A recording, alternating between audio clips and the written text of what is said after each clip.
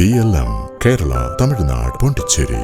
ലൈംഗിക പീഡന കേസിൽ പ്രതിയായ രാഹുൽ മാങ്കൂട്ടത്തിൽ MLA കോൺഗ്രസിന്റെ ഔദ്യോഗിക പരിപാടികളിലൊന്നും സസ്പെൻഷനു ശേഷം പങ്കെടുത്തിട്ടില്ല എന്ന് VK ശ്രീകണ്ഠൻ MP.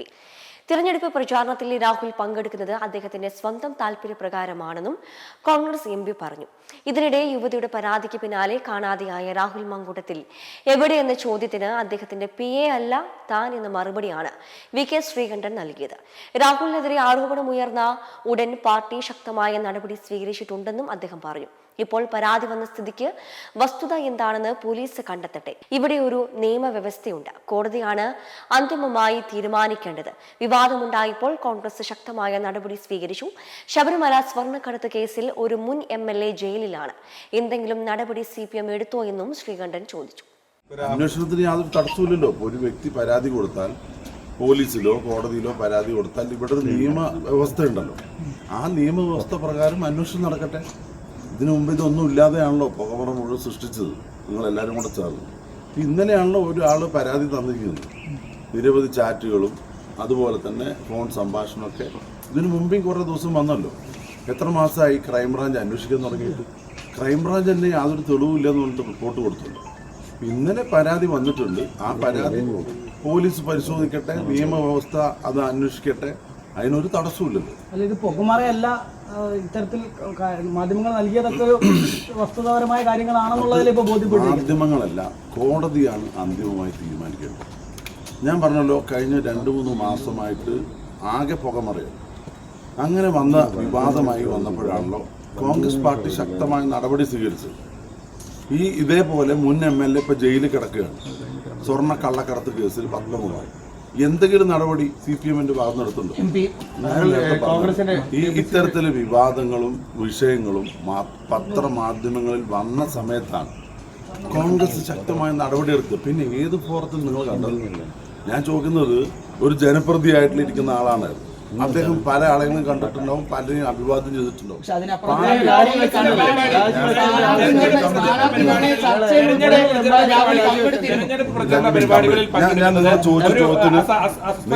നിങ്ങൾ ചോദിച്ച ചോദ്യത്തിന് കൃത്യമായിട്ട് മറുപടി പറയും. പാലക്കാട്ട് ഔദ്യോഗികമായ ഒരു യോഗത്തിലും രാഹുൽ മാങ്കൂട്ടത്തിൽ MLA പങ്കെടുത്തിട്ടില്ല. ആഫ്റ്റർ സസ്പെൻഷന് ശേഷം ഔദ്യോഗികമായ ഒരു പരിപാടിയും പങ്കെടുത്തിട്ടില്ല. അയാൾ സ്വന്തമായ നിലയ്ക്ക് പ്രചരണം നടത്തുന്നതോ പിന്തുണയ്ക്കുന്നതോ അതൊക്കെ അയാളുടെ വ്യക്തിപരമായ കാര്യമാണ്.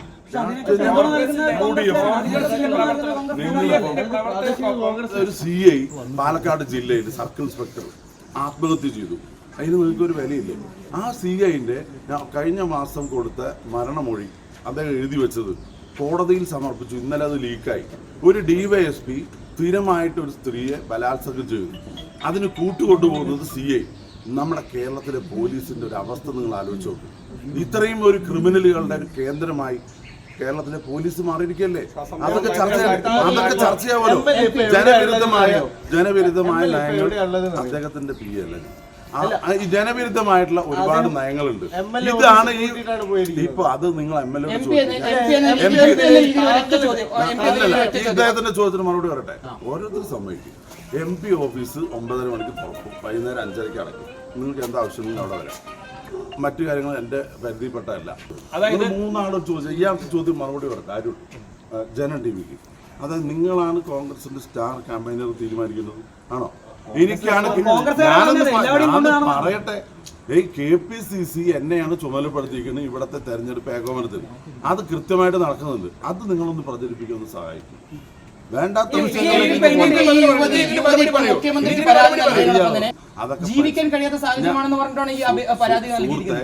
ജീവൻ നഷ്ടപ്പെട്ടൊരു വിഷയം CAയുടെ നിൽക്കുമ്പോൾ നിങ്ങൾ അതിന് ഒരു മറുപടി DYSP ആണ്. ഇതേ പോലീസാണ് പരാതി സ്വീകരിക്കുന്നത്. ആ DYSP എല്ലാവർക്കും അറിയാം MLAക്കെതിരെ. ഈ MLAക്കെതിരെ പരാതി വന്നത് ഇക്ബാലെ റിപ്പോർട്ടർ ചാനലെ ഇന്നലെയല്ലേ? നിങ്ങൾ 3 മാസമായിട്ട് ആഘോഷിക്കുകയല്ലേ? 3 മാസം ഇതിനും വലിയ സംഭവങ്ങൾ ഇവിടെ നടക്കില്ലേ? പത്മകുമാർ വെളിപ്പെടുത്തിയ തന്ത്രി മന്ത്രിയായിട്ടുള്ള ബന്ധമല്ലേ? എന്തുകൊണ്ടാണ് നിങ്ങൾ അത് ഹൈലൈറ്റ് ചെയ്യാത്തത്? നിങ്ങൾക്കൊക്കെ ചില രാഷ്ട്രീയ അജണ്ട. ഞാൻ സംസാരിക്കുന്നത് റിപ്പോർട്ടർ ചാനലിന്റെ ചോദ്യത്തിനാണ്. അതിന് കൃത്യമായിട്ട് മറുപടി പറയട്ടെ. നിങ്ങളിപ്പോൾ പറഞ്ഞ കാര്യം, പരാതി തന്നു, കൊടുത്തു എന്ന് പറഞ്ഞല്ലോ.